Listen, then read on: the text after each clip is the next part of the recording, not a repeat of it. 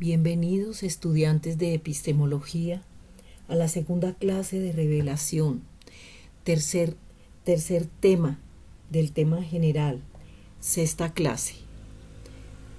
Recordemos que terminando esta clase deben presentar el trabajo escrito, del que ya les di los parámetros metodológicos y el link del artículo para hacer el trabajo.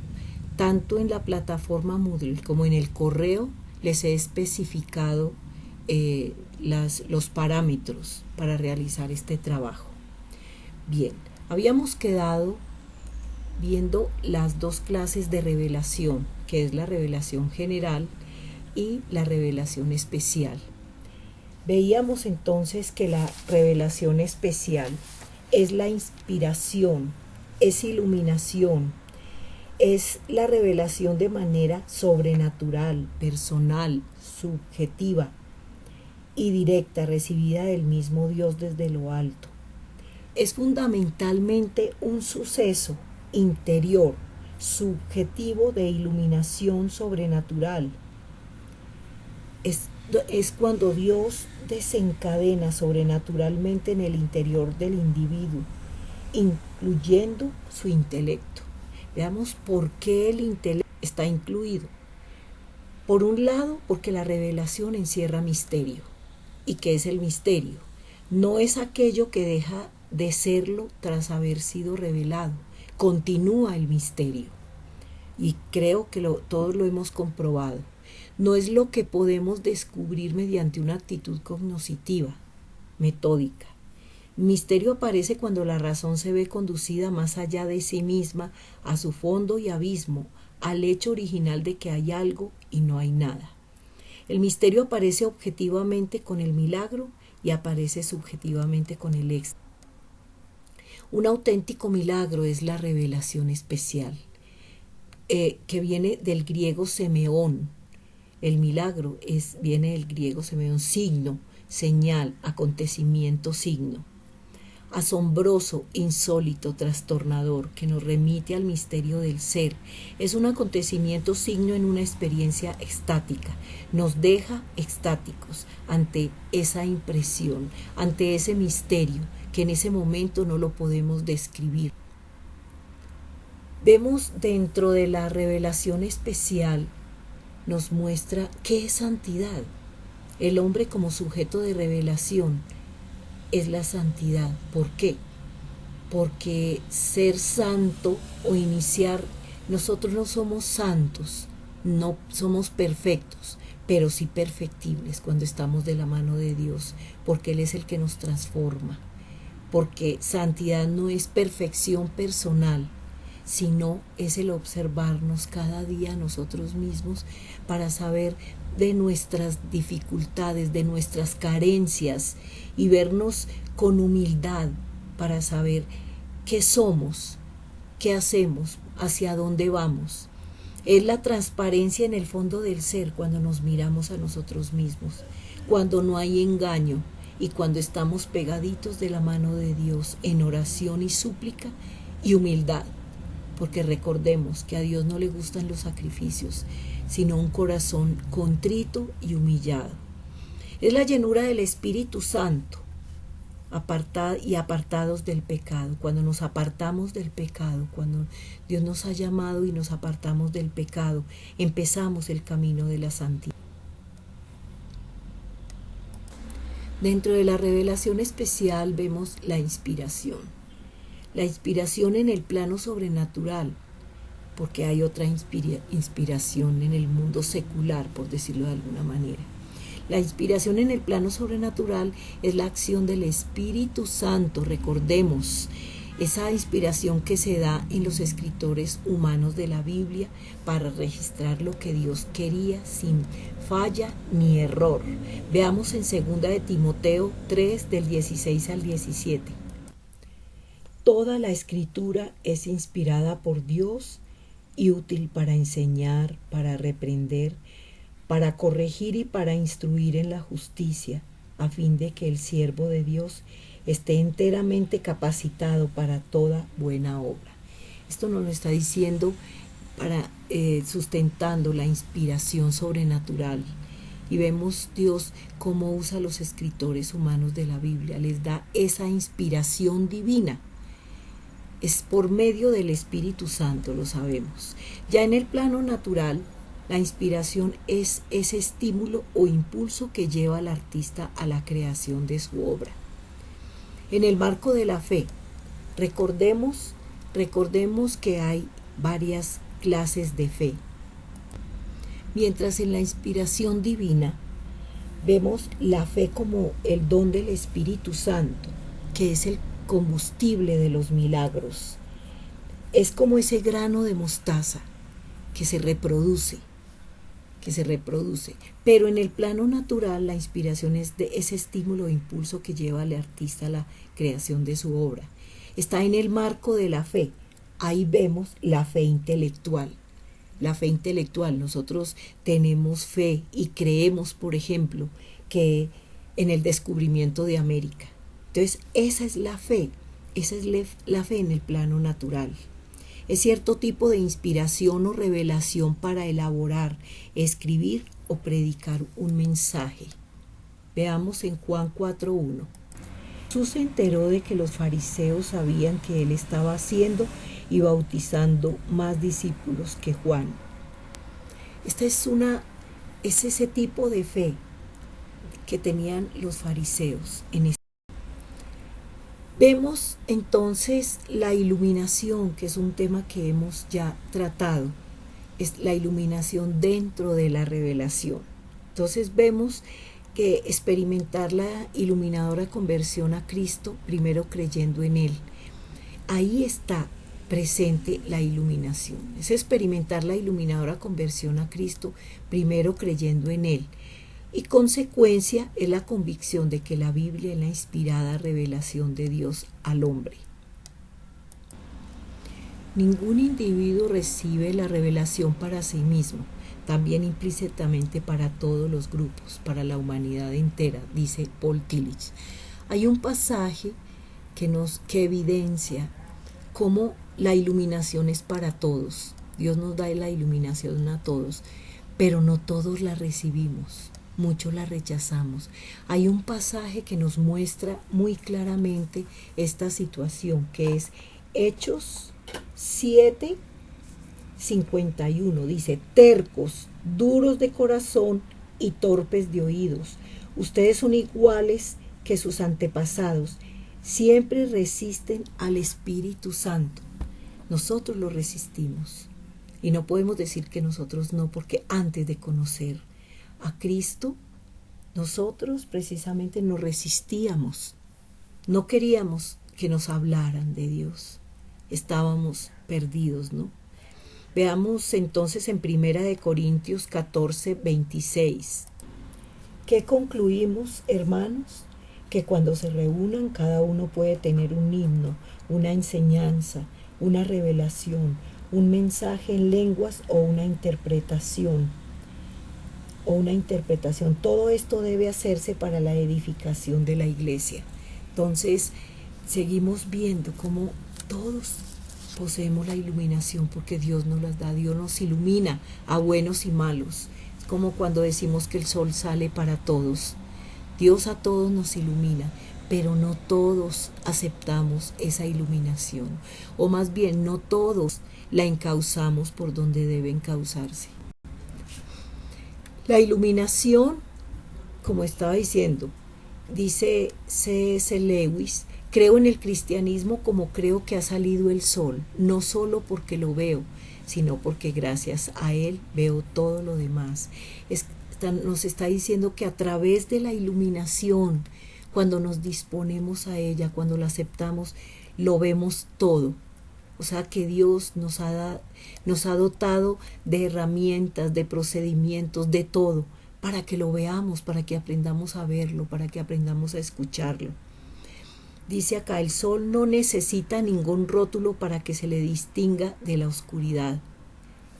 En la iluminación no se nos revela una doctrina, una información o un conocimiento oculto y determinado.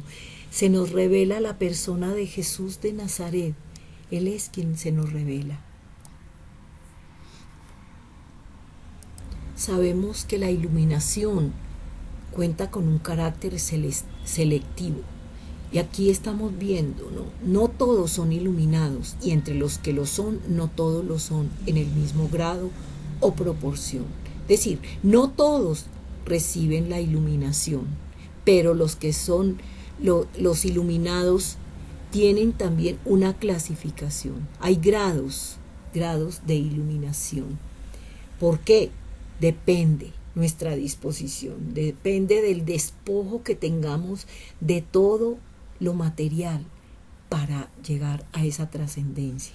Entonces, ¿qué es? Son las actitudes subjetivas o disposiciones internas, buenas o malas, del sujeto cognoscente que condicionan la posibilidad de recibir la iluminación. Lo que estamos diciendo desde la anterior diapositiva. Son las actitudes subjetivas o disposiciones internas, buenas o malas, del sujeto cognoscente que condicionan la posibilidad de recibir la iluminación. O sea, que depende de nuestras disposiciones. Si es buena, recibimos esa iluminación que nos permite ver a Jesucristo de Nazaret, y malas se desvían porque ya la posibilidad de recibir la iluminación ya se agota. Entonces, bastante luz hay para los que quieren ver y oscuridad bastante para los que tienen una disposición contraria. Esto lo dice Pascal. Recordemos quién era Pascal. Entonces él dice que hay bastante luz para los que quieren ver, los que estamos dispuestos, y oscuridad bastante para los que tienen una disposición contraria, es decir, no quieren saber de nada y desvían esa. Entonces, ese carácter selectivo de la iluminación, dentro de este nos preguntamos, entonces, ¿qué es el ocultamiento de Dios? Porque eso sucede en nuestras vidas. Es un juicio divino, conductas no correctas hacia Dios. Eso es lo que lleva al ocultamiento de Dios en nuestras vidas. Son conductas no correctas hacia Dios. Ese lo podemos tomar como ese juicio divino.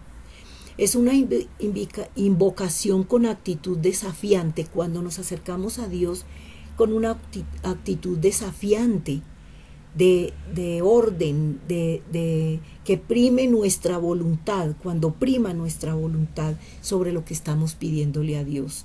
No hay sometimiento a la iluminación, porque no nos sometíamos a la iluminación. Tenemos que hablar los que podemos hablar de antes y después de Cristo. El silencio o ocultamiento de Dios es un juicio sobre quienes no lo tienen. Entonces, ese ocultamiento de Dios es cierto en nuestras vidas porque lo sentimos, pero hay una falacia lógica, un argumento del silencio. ¿Quiénes son los que los que hablan de este argumento del silencio como falacia lógica? Pues los escépticos, porque ellos dicen, cuando la iluminación no se da, es prueba de que en realidad no hay iluminación de ningún tipo.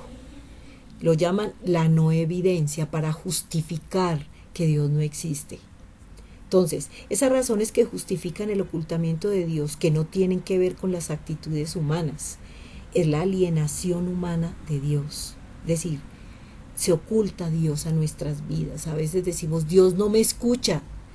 Dios, ¿por qué no me oye? Dios, ¿por qué me tiene en esta prueba tan larga? Pero nosotros tenemos que mirar a nosotros mismos, a ver qué ha pasado, qué hemos hecho, cómo estamos actuando, cómo estamos hablándole a Dios. A Dios le hablamos desde nuestro corazón, con una actitud humilde y siempre nuestras peticiones pidiéndole que se haga su santa voluntad, que es buena, agradable y perfecta. Entonces, la arrogancia humana produce el silencio de Dios, porque ese ocultamiento de Dios tiene muchas consecuencias. Los límites extremos y opuestos por los que Dios no se revela a los hombres son, porque si Dios se revela de manera plena, iluminando sus restricciones, nuestro ser e intelecto no podría soportarlo. Esa es una razón también. Esa es una razón porque Dios no se revela a nosotros, porque no podríamos soportarlo. Recordemos el pasaje con Moisés. Veamos en Éxodo 33:20, creo que ese es el pasaje. Pero declararte que no podrás ver mi rostro, porque nadie puede verme y seguir con vida. Esto es lo que nos está en este pasaje. Entonces, veamos cuál es la finalidad de la revelación. La finalidad de la revelación nos dice, Dios se revela a los hombres lo estrictamente necesario, como para no imponerse sobre su voluntad. O sea que Dios prefiere estar de lejos, pero también lo suficiente como para dejarnos sin excusa. Es decir, Dios se revela a los hombres estrictamente lo necesario, porque no quiere imponer su voluntad a nosotros, pero también se revela lo suficiente como para dejarnos sin excusa. El carácter milagroso de la iluminación. Podemos ver los milagros objetivos, porque es importante ver algunos de ellos para poder diferenciar los milagros objetivos y los subjetivos, obviamente. Entonces, milagros objetivos evidentes, vemos la resucitación de un muerto y la multiplicación de los peces y los panes. Es algo tan evidente que pudimos ver, se pudo captar ese milagro. Mientras los milagros subjetivos es la revelación, que es el milagro por excelencia. ¿Por qué es el milagro por excelencia? Porque cuando Dios se nos revela, ya nuestra vida cambia. Ya no vamos a la iglesia a congregarnos solo tras un milagro, tras una petición que le estamos haciendo a Dios. No solo por eso, sino que vamos a alabar a Dios, alimentar esa comunión con Él, para que seamos transformados, para que seamos cambiados. Y al ser cambiados, ya sabemos y aprendemos a saber esperar en Dios, porque reconocemos que la buena voluntad de Dios es buena, agradable y perfecta, y que los tiempos de Él son perfectos. Ahí es donde aprendemos a saber esperar en Dios, que si no nos ha dado algo, es porque todavía no es el tiempo. Es porque todavía no hemos trabajado lo suficiente para recibir lo que Dios tiene para nuestras vidas. Entonces, su principal papel, el cumplimiento de los propósitos divinos, que es servir de señal confirmatoria a la revelación. Esos son los milagros. El principal papel del milagro es el cumplimiento de los propósitos divinos, que es servir de señal confirmatoria a la revelación, pero no lo contrario. A mayor revelación, mayores milagros y viceversa. Entonces ya sabemos cuál debe ser el derecho. Entonces el carácter milagroso de la iluminación nos sigue diciendo, Dios no requiere de milagros objetivos para revelarse a los hombres. No necesariamente.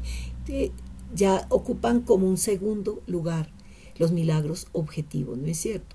Pues la iluminación subjetiva es ya un milagro, es el milagro por excelencia, lo que les estaba diciendo. Cuando Dios se revela en nuestras vidas, nuestra vida cambia, ya no somos los mismos. Entonces ya no estamos tras un milagro únicamente, sino que vamos tras esa iluminación permanente que Dios nos da, y vamos tras ella para acogerla, para cambiar, para mirarnos, para hacer esos cambios en nuestra vida que nos permite estar más cerca a Dios.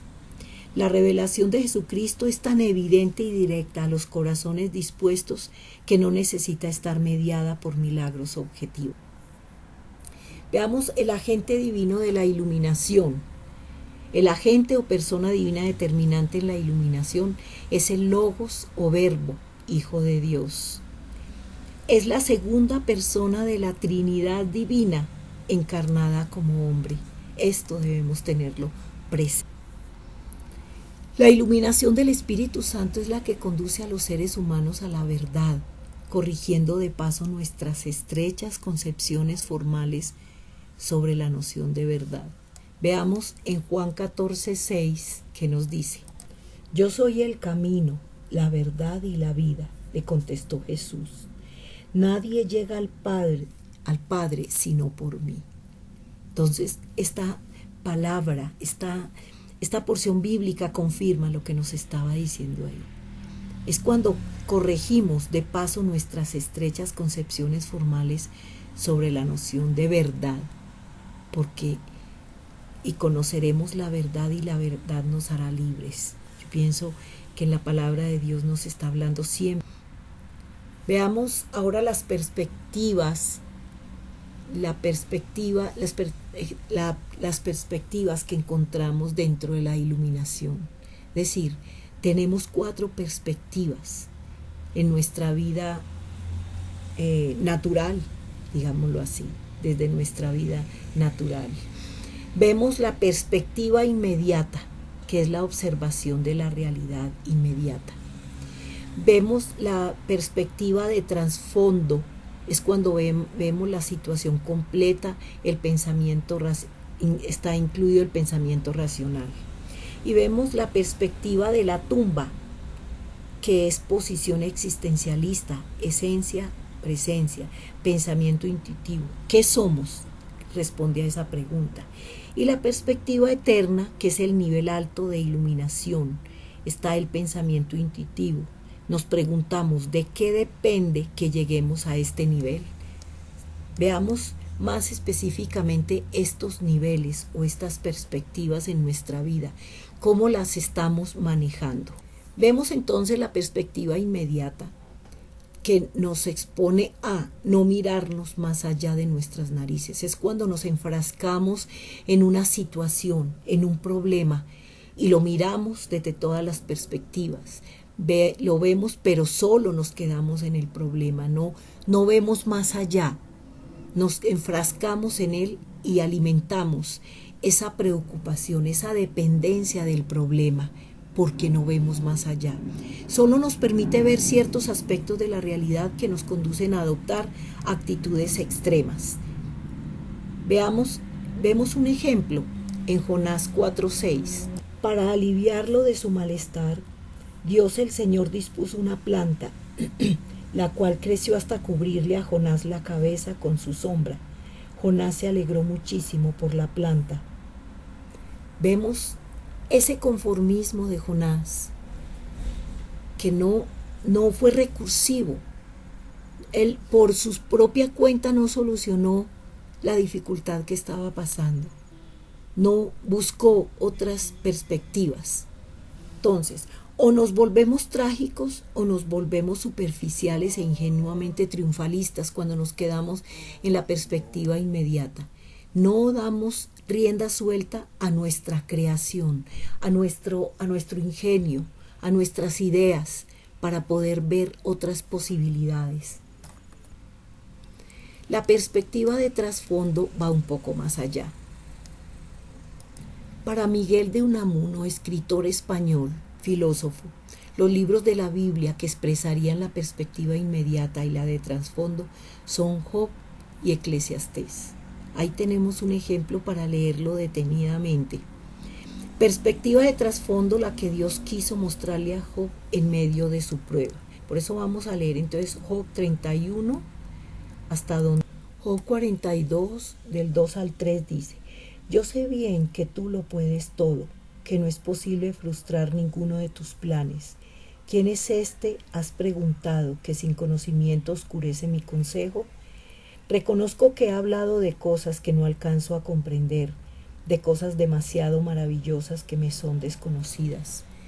Veamos cómo Job, después de pasar por la primera perspectiva, que es la perspectiva inmediata, reacciona y pasa a la perspectiva de trasfondo, porque reconoce, él está reconociendo que ha hablado cosas que ni él mismo alcanzó a comprender, entonces, que son desconocidas.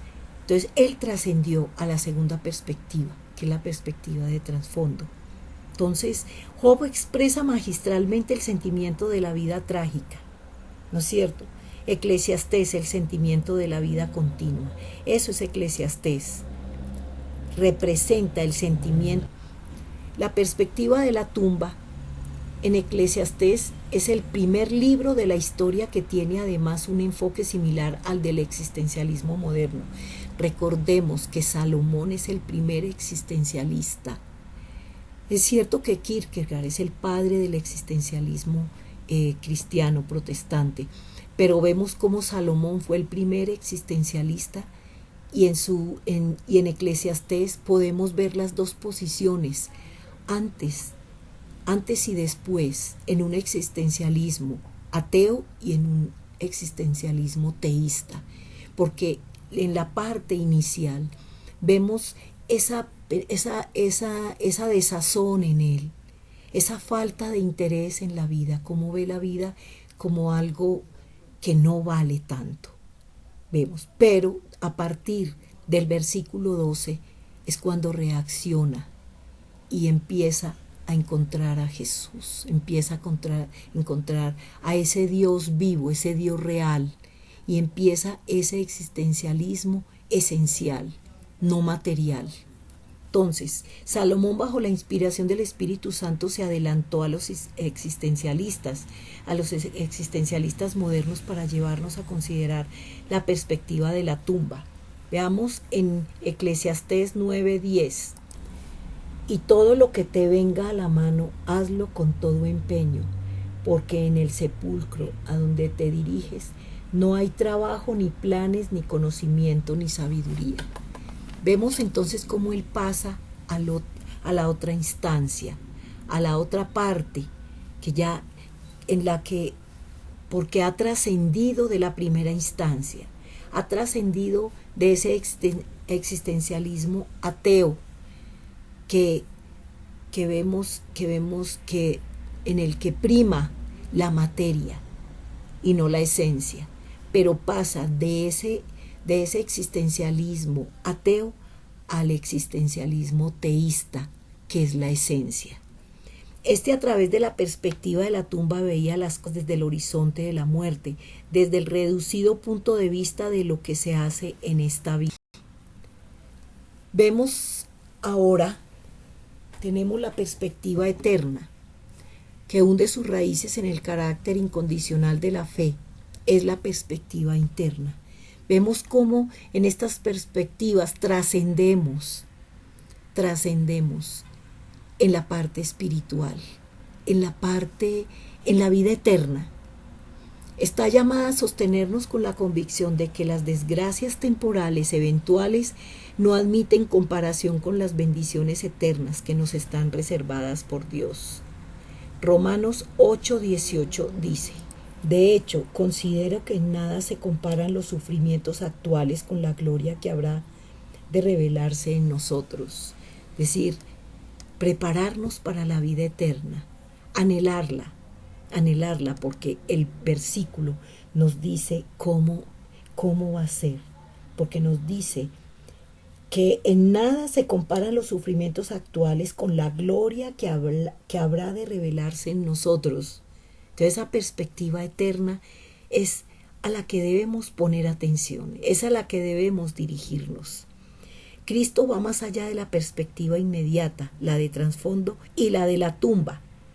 Veamos cómo las otras tres son el camino, son las instancias para llegar a la perspectiva eterna. Entonces, saca a la luz la vida incorruptible para darnos una perspectiva eterna de la realidad. Entonces, como cristianos, debemos tener esa perspectiva permanente para pasar de una a otra, pero llegar.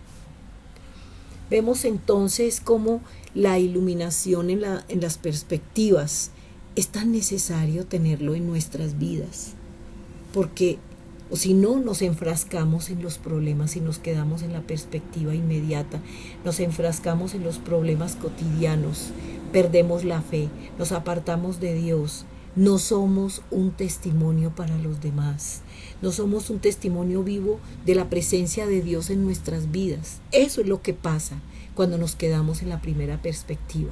Por eso debemos avanzar en esas perspectivas. Entonces, la iluminación le provee al creyente una visión realista de las cosas. Permitamos esa iluminación, recibámosla con gozo, con alborozo, porque Dios nos está permitiendo mirar, observar lo que tiene para cada uno de nosotros. No nos enceguezcamos con con las luces enceguecedoras de la sociedad, de la realidad. Veamos más allá, trascendamos en la gloria de Dios. Entonces esa iluminación le provee al creyente una visión realista de las cosas, que le impide caer tanto en optimismos ingenuos como en pesimismos cínicos. Eso es lo que nos dice la iluminación en las perspectivas, que debemos saber en dónde estamos parados, en qué momento estamos, en qué hemos hecho y qué no hemos hecho, y qué hemos hecho mal y qué hemos hecho bien. Es un diagnóstico de que debemos hacer de nosotros mismos para saber cómo vamos. Bien, terminamos este tema sobre la revelación, y creo que tenemos bastante materia prima para alimentarnos, porque sabiendo y entendiendo y observando lo que es la revelación general y la revelación especial, es un llamado también para que podamos ver en esa revelación general lo que podemos ver a través de ella, porque nunca habíamos trascendido. Sabemos que tras esta creación hermosa y perfecta hay una entidad superior, un ser superior, una inteligencia, y valoremos eso y entreguémonos a Dios cada día más y más, porque con Él todo es posible, todo lo podemos en Cristo, porque Él nos fortalece y porque en Cristo somos más que vencedores. Bien, entonces hasta la nueva oportunidad, porque vamos, el último tema, la última parte del tema de epistemología es la sabiduría. Es la última instancia de este trasegar por epistemología, que recordemos, la epistemología es el estudio del conocimiento, pero nosotros hemos dado ese gusto, ese manjar de ver las instancias del conocimiento que ha habido en nuestra vida desde que cambiamos de dirección, desde que conocimos al Dios Todopoderoso, y podemos vernos como en ese espejo a través de estos temas, sobre todo que somos privilegiados, porque en medio de esta situación, de esta pandemia del COVID-19, tener estos temas en nuestras manos es un privilegio, porque podemos ver más allá de lo que ve el individuo común. Nosotros estamos viendo cómo Dios nos ha iluminado todo el tiempo para saber ver lo que está pasando, porque es un llamado de Dios, es una prueba para que nos hinquemos de rodillas ante Él. Gracias, Dios, por eso. Entonces, los bendigo y hasta la próxima oportunidad.